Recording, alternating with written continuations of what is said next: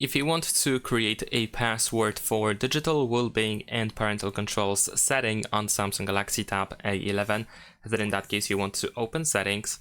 On the left side we're gonna scroll down in order to find the Digital Wellbeing and Parental Controls. Now in the upper right corner we have these three dots, so we can tap on them in order to choose Settings.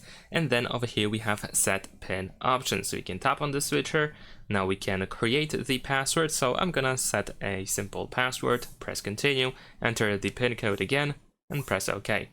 We also have to choose the security question, so we can either, we actually have to choose one of these available options. So let's say, what is my signature dish? I'm just gonna answer yes. In your case, you probably want to have a legitimate answer, the one that you will actually remember. And there we go. Once we save it, we should have the password created. You can of course go back to these settings later on in order to change the PIN code or turn off the password by tapping on this switcher.